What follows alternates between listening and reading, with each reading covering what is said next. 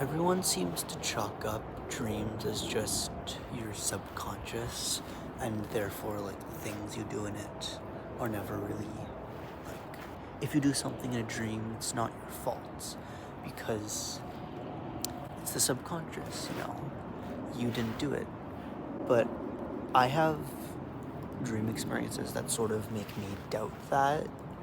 Dreams being your subconscious, from what I know, it just means that it's like you're hallucinating, essentially. Your dream is a hallucination, but it's still you who are in that hallucination, and you can do bad things. Like, you can do bad things. So my question is, what could you do in a dream that could be considered sinning? Like, as in the religious kind, where it's like,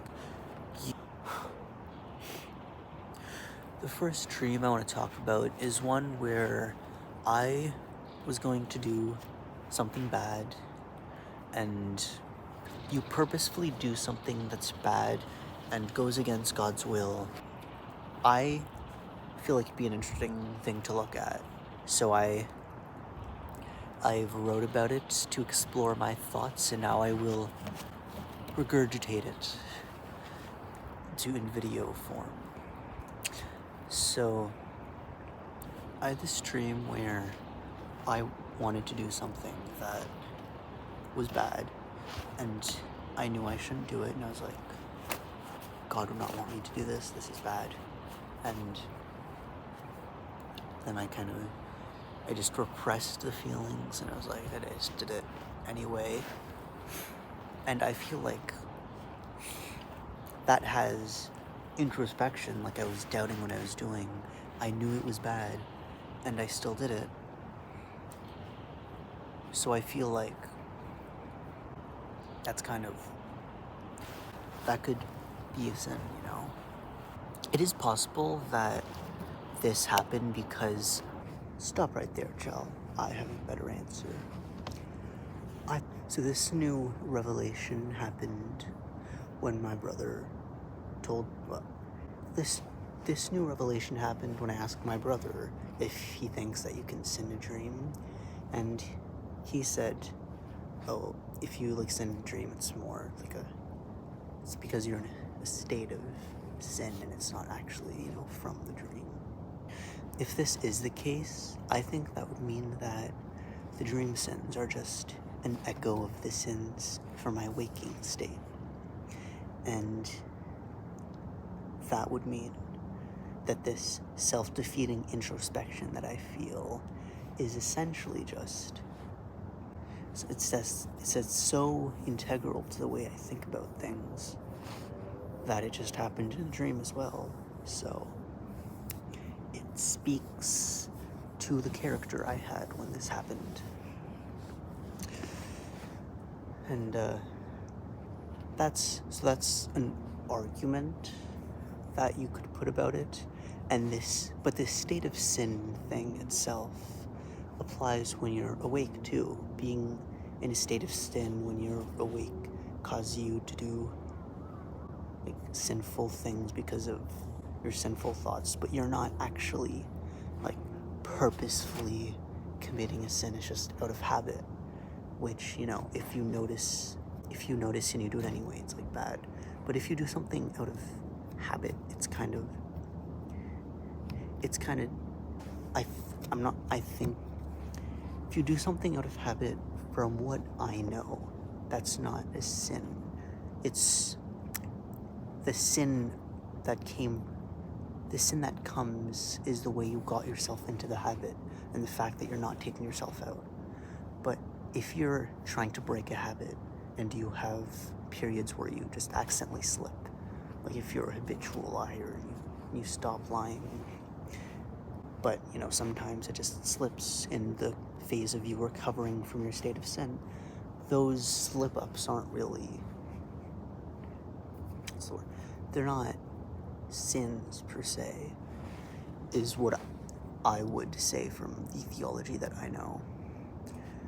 So if that's the case, then this state of sin thing in a dream also applies to when you're awake. So I don't know to what degree that really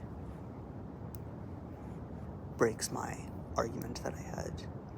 I mean, he wasn't really trying to break my argument. I didn't tell him my arguments. I just asked him, what do you think? But, you know, I trying to put this all together in a cohesive thing. I'm asking a bunch of people I know what they think, and I have to see what it all combobulates to.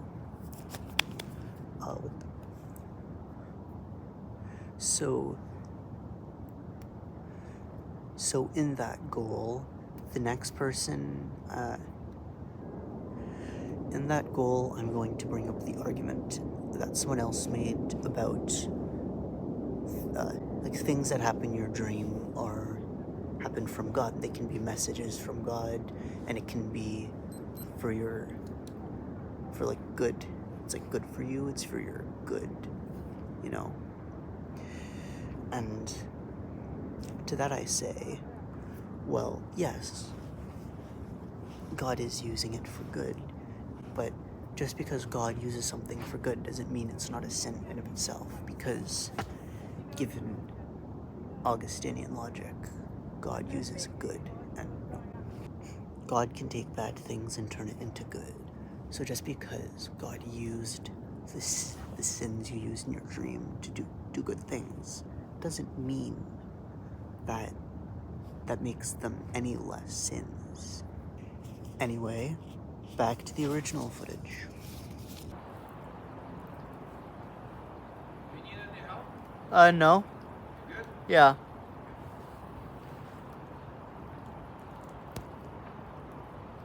I asked my sister about whether doing bad things in a lucid dream is a sin, and my sister said, no, it's not a sin. You didn't actually it's not, because it's not sinning because you didn't actually do it. But to that I say, it's just because you didn't do it in real life doesn't mean it didn't actually happen.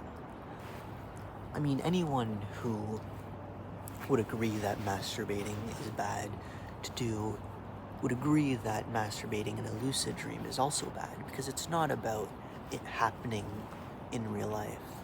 It's about having experienced the mental experience of it and getting the pleasure and satisfaction and dopamine and you know, the act of unsacralizing. And in the same way that masturbation is bad, whether you're awake or dreaming, I think the act of, you know, killing someone in of itself just for fun is some of the things that are bad about that are still mentally there in the dream. So because the things that are bad about sin aren't just the effects it has on the world and other people, it's also the mental effect it has on you that is bad, because there's sins that are sins even though they don't affect anyone else, they only affect you. I changed my mind because I asked another person what they think about whether you can sin in dreams, and he pointed out that dreams are somewhat, I feel like they have plots, and the sins can sometimes, you know, be part of the plot. And like, for example, if you're in a dream and you're running away from the cops because you robbed a bank, that's it's part of the plot of it, but it doesn't mean you like actually committed. Made me think that maybe even if you do commit this sin within the realm of the dream, it's probably just part of the plot, because also You have to remember, in dreams sometimes sometimes in dreams you just have a completely different moral compass, and it's not really your fault for having that. Like one dream, I was plankton, and essentially I acted like plankton, so I did bad plankton things. But was that my fault for being plankton in a dream? Because you act as if you're plankton with that moral standard. So, by extension, wouldn't that go to other dreams where it's like to a different extent? It's like you're not wholly yourself, even if you have a degree of will and consciousness. You're not yourself. I'm not chill, you know?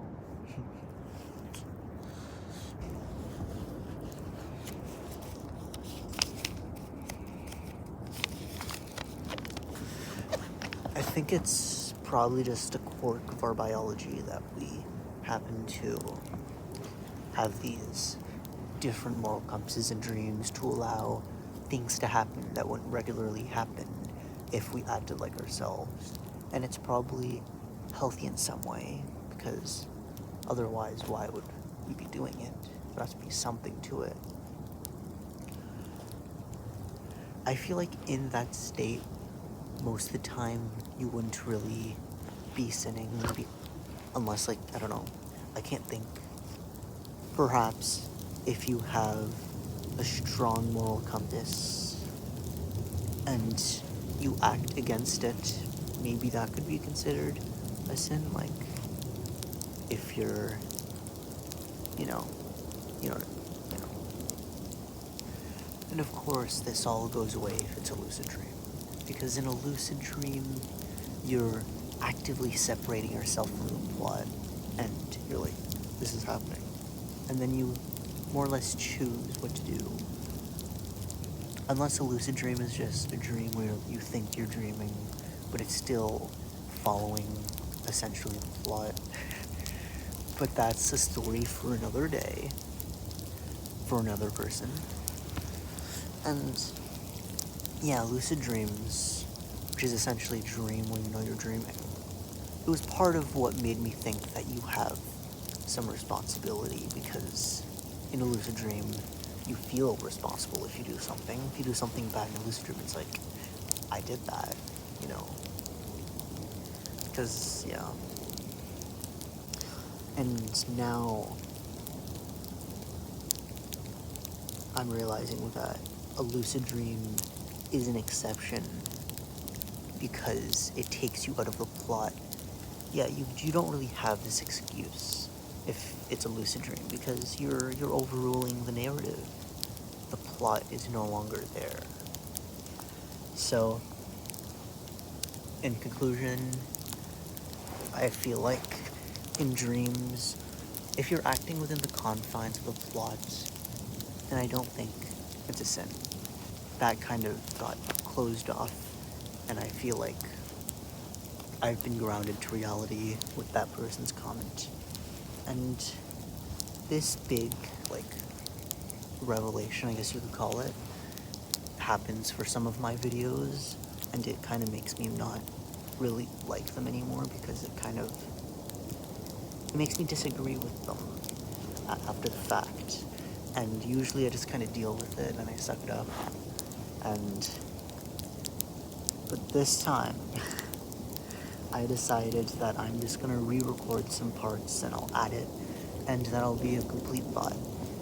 So, I'm at a satisfying place with this one, and